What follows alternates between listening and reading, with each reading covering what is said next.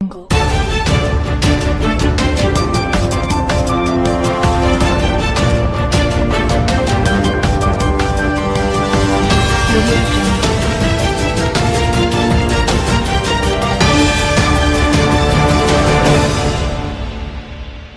महीने बिहार में सैकड़ों व्यापारियों की हत्या हो रही है, लेकिन इसे जंगल राज नहीं कह सकते, क्योंकि इसे ही शास्त्रों में मीडिया प्रबंधन, परसेप्शन मैनेजमेंट और छवि प्रबंधन कहते हैं। बिहार के नेता प्रतिपक्ष तेजस्वी यादव का ये बयान न केवल नीतीश सरकार की कानून व्यवस्था पर सवाल उठाता है, बल्कि 2025 के बिहार विधानसभा चुनाव के लिए तेजस्वी की सियासी रणनीति को भी बताता है। दोस्तों, बिहार के बड़े व्यवसायी गोपाल खेमका की हत्या कोई साधारण घटना नहीं है, क्योंकि ये 2018 में उनके बेटे गुंजन खेमका की हाजीपुर में हत्या के बाद खेमका परिवार की दूसरी त्रासदी है, जिसका केस आज भी अनसुलझा है। ये घटना से बिहार के व्यवसायी वर्ग में काफी आक्रोश है और बीजेपी सांसद रामकृपाल यादव और जदयू के नेता श्याम रजक जैसे नेताओं ने भी पटना पुलिस की नाकामी पर सवाल उठाए हैं। अब जब सत्ता पक्ष की ओर से अपनी ही सरकार पर सवाल उठाए जा रहे हैं, तो तेजस्वी यादव भला ऐसे मौके को कहां छोड़ने वाले हैं।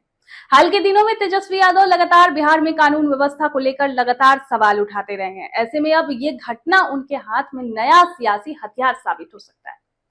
दोस्तों, गोपाल खेमका के इस हाई प्रोफाइल हत्याकांड से बिहार में व्यापारी समुदाय में डर और असुरक्षा की भावना घर कर गई है। तेजस्वी यादव इस डर को भुनाकर व्यापारियों और मध्यम वर्ग को अपनी ओर आकर्षित करने की कोशिश कर रहे हैं। उनके बयान में जंगलराज शब्द का इस्तेमाल नीतीश सरकार को उसी दाग से घेरने की रणनीति है जिसे कभी राजद शासन पर लगाया जाता था।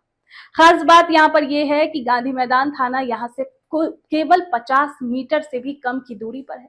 वहीं डीएम आवास से भी इतनी ही दूरी के दायरे में है।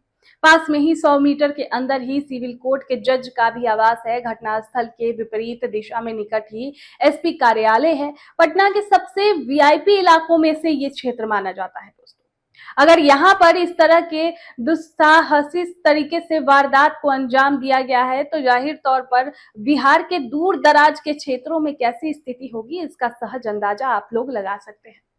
देखिए, तेजस्वी यादव लंबे समय से नीतीश सरकार पर अपराध, बेरोजगारी और पलायन जैसे मुद्दों को लेकर हमलावर तो रहे ही हैं।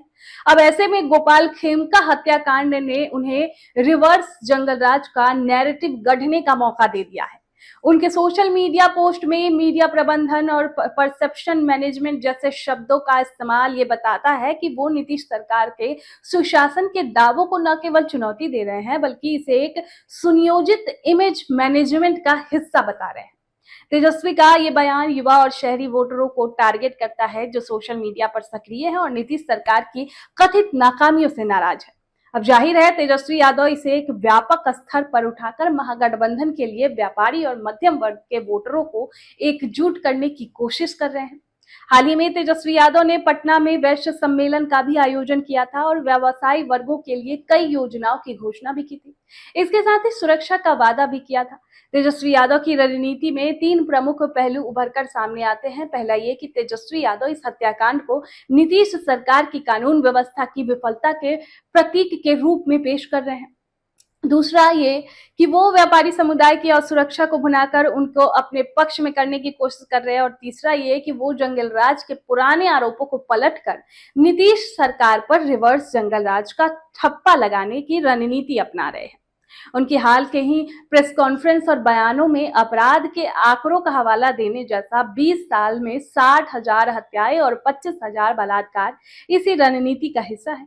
तेजस्वी यादव ने सहरसा में पेट्रोल पंप लूट और अन्य घटना को भी उठाया है, ताकि अपराध को एक व्यापक मुद्दा बनाया जा सके।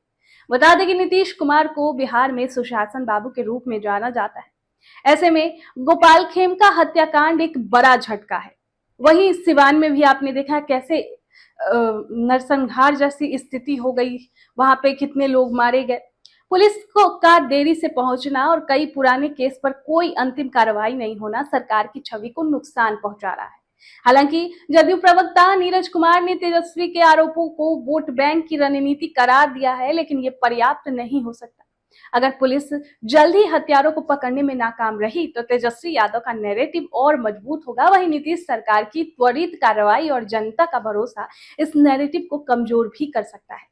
लेकिन इतना तो तय है कि बिहार की सियासत अब इस हत्याकांड के इर्द गिर्द और गर्म होने वाली है, क्योंकि रिवर्स जंगल राज के रूप में तेजस्वी यादव के हाथ में नया हथियार जो लग गया है और वो चलाने से नहीं चुकेंगे। खैर, इस खबर पर आपकी क्या राय है, कमेंट बॉक्स में हमें जरूर बताएं। सूर्या हॉस्टल एक बार अपने बच्चे को जरूर भेजें। सीमांचल का सर्वश्रेष्ठ हॉस्टल 4ठी कक्षा से 10वीं तक कोचिंग एवं ट्यूशन निःशुल्क, बेहतरीन और हर सुविधा से लबरेज। हमारा पता है दलन कटिहार। संपर्क करें 7900